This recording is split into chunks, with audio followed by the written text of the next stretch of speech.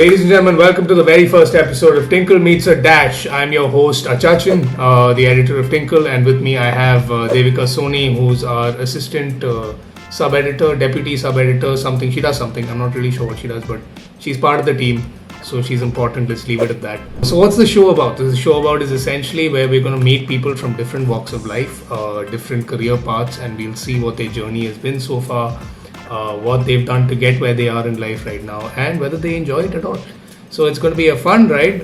So for our very, very first episode, we have with us Amal Chitrakatha's associate editor. Her name's Sanjana Kapoor, and she's been with this company and with the brand for 13 years now. So let's give it up with a big round of applause for Sanjana Kapoor. Yay! So you've been working here since 2008. Yes. Yeah. And this was your first job, like immediately out of college. Yes.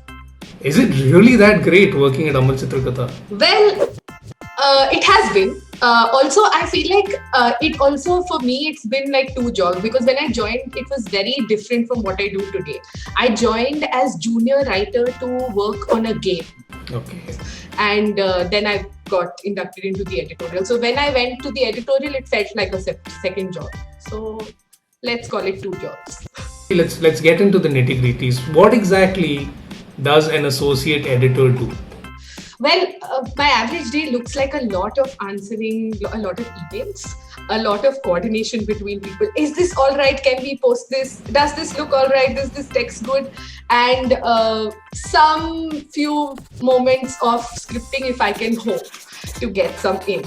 That would be an ideal day. That doesn't happen on most days. As you go from being a writer to a sub-editor to a associate editor, your writing bit gets lesser and you start doing a lot of other things. So the trajectory is essentially you went from writer to sub-editor to associate editor. I know there was a couple of more editors in between. So you've said that as of right now you don't write as much as you did. Correct. So the thing is that I feel like also when you reach an associate editor job, you can get to pick the ones that you really want to write. So that I still do. So I can pick that, this story looks awesome. I'm going to take this script. Mine. Since I'm going to do any one in a blue moon, I might as well pick the one I'm going to enjoy the most. So what was the last story you picked for yourself? Yeah, that's actually interesting. It was a folk tale, and the only reason that I chose to do that is because the moment I read the synopsis of that, it was this boy having a conversation with a stone lion, and I had all these stone puns coming in my head, and I wanted to use them all in the script, and I said I want to script it. So I used dialogues like our friendship's going to be rock solid and stuff like that. So let's go back in time. What was the first book you wrote for ACK? For ACK, the first book that I wrote was this book called Ganku Gives It Back. It was a picture book. It was a ACK junior book. And I renamed the boy's name. So the person, the other writer in the office was this person called Ganku. And we wanted to set it in like the Northeast. And we said, can I just borrow your name? So we changed the name a bit. And that was the first story that I wrote. I was actually reading the conversation that you had with Devika before like we sat down today, and like some really interesting things came out of that conversation. One is that when you first got this book printed, you said that you printed the ISBN on a t-shirt. Yes. So it was my first ISBN, and if you scan it, your name comes. If you like put that number into the internet, your name's out there. It was the first time my name was in print. I didn't get it made as a t-shirt. My sister got it for my birthday as a t-shirt. So do you still have that t-shirt? Yes, I do. You should frame that t-shirt at this point. Just print it at the t-shirt. It's the one thing that I'm not able to throw from. Like we do like a spring cleaning every year, but that one thing goes back in the shelf each time. So. You can actually get a tattoo of the ISBN. You can scan your hand and your name will come up on. I know. When you go to a party, you don't have to talk to anyone when they ask you like your name. Like scan this. Scan it. No more. This like. Yeah. So how did ACK happen though? Like you said, you like literally graduated college and then you joined here as a junior writer and then you just never left. So how I got the job at ACK? So after I finished college, there were a couple of months of me just trying to get a job where I didn't get one for a long time, and it had reached a point where I had told everybody, and everybody who I had told more people that this girl out of college is looking for a job. So eventually somebody who knew somebody gave me a contact saying that why don't you call, and it's Amar Chitrakatha. So I went for the interview, and I think it just happened from there. And you've always been based out of Bangalore. In the 13 years you've been with this company that's headquartered out of Mumbai. That is insane, dude. Yeah. I am blown by that fact. So did you always know you wanted to be a writer? Not always. For the longest time, I think I wanted to be a whole lot of things. What my dad was, what my mom was, all of it sounded great. For a while, I thought I'll make a great teacher. I thought I'll be a great addition to the Air Force. I'll keep roaming around and stuff like that. But as I grew older and maths and science became more complicated for me, it just didn't make sense to me after a while. I was like, what is this? What will I ever use this for? And so once I started doing maths that got more and more complicated, I was like, oh, this is not for me. I actually at that time also I didn't think that I would be a writer. I never ever looked at it as an option. I think somewhere around college is when I thought that I would be a writer. Oh, you did communicative English and psychology in college, yes, right? And you made a whole bunch of documentaries around that time. Yeah. And you won a bunch of awards also for your documentary. So that was all in college. And so our college was, the semesters were divided up into all. So we did everything. We did from newspaper writing in our first year to magazine writing in our second year to documentary making in our third year. And a bit of creative writing somewhere in there, it was thrown in. And so where does psychology factor into all of this? It's just I think they throw it in with the literature and the art sometimes, and you're like that. But do you think like I mean, whatever little psychology that you did learn back then, has it helped you like in your? I mean, because you're writing for kids now, which is super niche, and like it's a very different kind of writing in general. Yeah. Probably a little bit of it, some amount of it. I feel like I've learned a lot more after I have started to work. A lot more than I have learned in college ever. Though it probably helped me reach and get that first job where I started learning. But nobody teaches you what you're going to actually need when you start working. It's really sad, but nobody teaches you. And I actually, when I left college, I didn't think I would be writing for kids. So this is actually very interesting because you never planned on writing for kids, right? And your sister, she's 3 years younger to you. Yes. No, 3 years younger to you. She is also like in this children's writing space, which is again a very super niche like sort of industry. I mean, you literally know everybody else in Kidlit, right? You don't it's a very, very small circle. I don't know how we ended up doing the same thing. We ended up going to school together. College, we were never supposed to be together, but she was my junior in college. She just never left your side. No? Not that we tried, we really tried. But have you and your sister always been close growing up? Yeah, quite close. And is that something you're happy about or no, very happy about. Very, very happy about. Were you always happy about it? So there was a period in my life where she was the younger sister. She was the youngest. 3 years at some point makes a difference because when I'm 14, she's still 8 or so. No, what calculation am I doing? It's a good thing you gave up math in 7th standard. Yeah, see. 14 minus 3 is 8. I had to do it in 10. But as we grew older and we went to college, I don't think that mattered. She reads everything I write and I read everything she writes, and that just becomes a very good sounding board for general stuff. But so the thing is, I mean, again, going back to your previous conversation, I mean, you're an army kid. You spend a lot of time moving across the country, and so your constant has been your family, right? Yeah, I mean, exactly. This is. But tell me more about that. Moving from school to school. How did that sort of affect your thinking, your philosophy in life? I wrote a lot of letters because of it. So I think maybe that helped. At least I enjoyed. I wrote to my grandparents. My nanny used to write me a lot of letters, postcards, letters, and it's something that I'm still doing for my 3-year-old. I know, and that I'm sure that would have helped gone a long way in sort of developing you as a budding writer, right? Yeah. But so do you still have these letters with you? Do you have Yeah, some of them. There are boxes that we suddenly open and find like diaries and letters that we've written many years back, and they sound very like sometimes they don't sound like me only, but essentially. Yeah, but they were definitely, they're like, you read it and you know the kind of person you were at that time, and where you've come from there to here. Especially diaries. I think we also got, I don't know why our parents gifted us diaries every year, but every year we got a diary. So we would keep at it for a while. And try and write, this is what I did today, very religiously. But how many months did you last, like on an average? Intermittently, like January has 10 days, February has 2 days.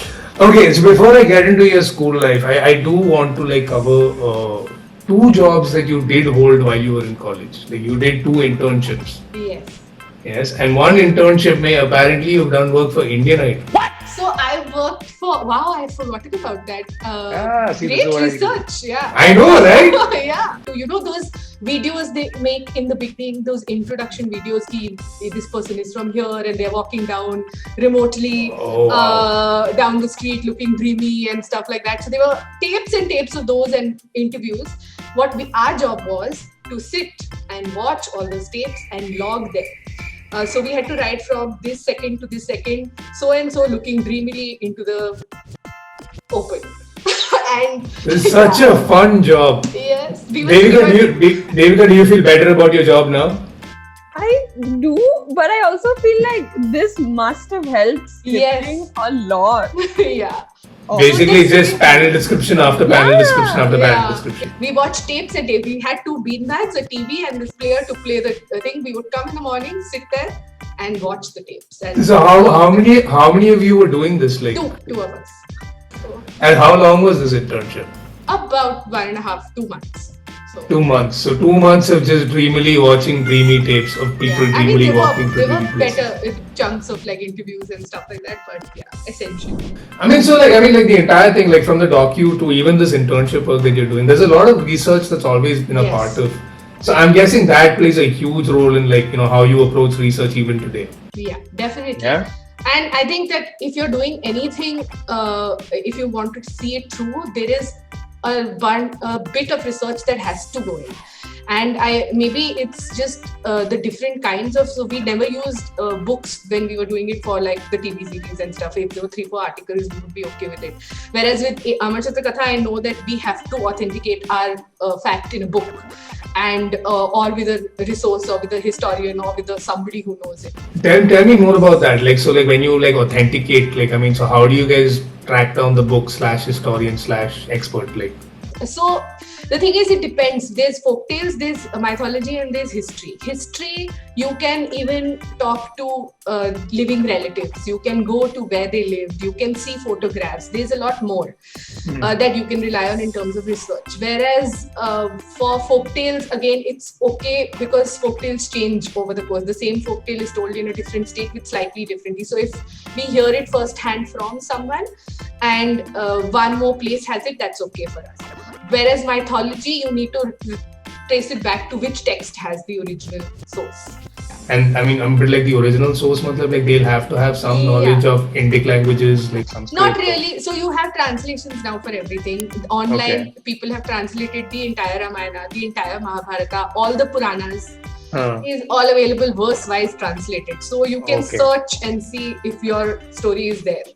But you'll still need some sort of pandit or scholar who knows to interpret also. No? Yeah, so if we are doing something more mammoth, like the Ramayana, when we were doing the entire thing, we had a Ramayana expert on hand, who looked at everything that we did. Alright, okay, let's go all the way back to school. So first of all, were you like the studious type or like a backbencher? Did you talk a lot? So I was never a good student. I was not great at studies at all. Were you like failing classes or were you an average student or? No, so up until 7th-ish, I was doing okay. It was, like I told you, once it started becoming physics, chemistry, maths, biology is also there somewhere in there. So when it started becoming that, it was harder. My stomach is hurting thinking of this. Anyway, so then it started becoming harder. Up until then, I was okay. 6th, 7th, I was okay. Basically, physics, all the science and maths, like did you in properly? Yeah. Did you fail any exams at all? Yes, I did. Yeah. Maths. I did. In fact, I did read how, and I'm gonna quote you here as per Devika's transcript. Every time I did badly on a paper, I used to toss the paper out of the truck that I was going home on and tell my parents that we'd get the answer sheets later. Jesus, this is like a full scam that you were running on your parents. Like, first of all, what is this truck that you were going on to? Yeah, so we used to go in this army truck that would transport you from the camp, from the Air Force camp to the school. The school was really like a battleground for you, huh? Like down to the army truck taking you there. Yeah. I mean, there were buses in between. Sometimes it was a truck, sometimes there were buses. Buses were nicer. Trucks were we didn't have windows. We would scram to either get in last or first because that's where the air holes were. So how did you manage to throw your answer papers like from these air holes? Between the driver and the part where all the kids are stuffed in, there is a gap between the canvas and the canvas that is covering the truck and that. So on the roads of Delhi, when your paper, I would fold it up, scrunched up nicely, and at some point slip it down. Nice, and then go back home and say, "Nahi milta hai humko paper." They don't give you papers. Yeah, school and my policy sister, on the other hand, this is the thing of having a sister in the same school who did really well. She always stood first. She was. Hey, you said you were really grateful for having a sister around you.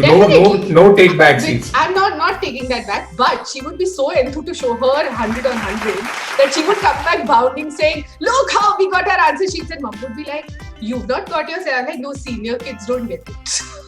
The way you're saying this, it sounds like you used to do this on like a regular. Like you throw it out, they'd catch you, then you throw things out again. Incidentally, it is. I don't know how my parents didn't see through that because if once in a while when I would do well on a paper, that answer sheet I would take back home. So I don't know why they didn't catch on. I'm just imagining random people in Delhi walking around, and suddenly there's an answer paper that comes hits them on the head. This girl didn't do well. It's good. She should give up maths in like 8th standard. It's good. 10th. I did it till 10th. Okay. So tell me. So after 10th, like, what did you opt for? Humanities, commerce, science? Yeah. Okay. This is also interesting because as much as you tell your parents that मेरे से नहीं समझ में आ रहा है maths and physics, they will want you to do the science until the 12th because what else will you do with your life? You have to keep your options open. Yes. In fact, funnily enough, my dad wanted to come to Bangalore because it's known for its engineering colleges and its medical colleges. And he's like, my daughters are going to study, let us go. So this is his first posting to the south and this is where he came. And I did 1 year of 11th standard with physics, bio, chemistry, and maths. Oh wow! I don't even know how to describe it because I don't want to traumatize anybody, but it was the hardest year of my life. It was so hard because on multiple fronts, because you can't understand it. You're trying your best to do well. You don't want to disappoint everybody around you, but you are. And you're constantly being told that, you can do better. If you concentrate, you can do better. Except that I can't do better. I can't understand calculus and what the hell is happening. So essentially that was until the end of 11th standard when I did miserably. And I told my dad, if you want me to pass or do anything with my life, don't make me do this. I will repeat the 11th, I will do it again and I will do something that I'm good at. Please let me. And I think that's when he sort of realized that this is not going to work. She's right. But you always had like a penchant for history and social sciences. You enjoyed that more. Essentially, those were my more favorite subjects if I had to put them in order of liking. And so that is what I did in 11th and 12th. And then I did only literature and psychology in college. That's brilliant. I mean, it all worked out though. Like you went from there, and then you joined ACK, and now 13 years later, you're associate editor. Yeah, I know. 13 years later. If you weren't associate editor right now, what do you think you would be doing with your life? I mean, what job would you be working? So there were 2 interviews that I'd gone for. There was the Amar Chitra Katha one and for a preschool sort of thing where they were looking for teachers. And if I had to do teacher for being a teacher for a longer time, then I would have had to study a little more. You can't be a teacher with just one, like your graduate degree. Yeah. So, but for a year you can. So I thought, let me see if this is what I want to do. So I went for both those interviews and I got both the jobs. But I didn't choose to go to Amritsar. Yeah, that's pretty much it for our very first episode of Tinkle Meets a Dash. This time the Dash was an associate editor. Subscribe to the channel. We'll see you next time. Bye bye.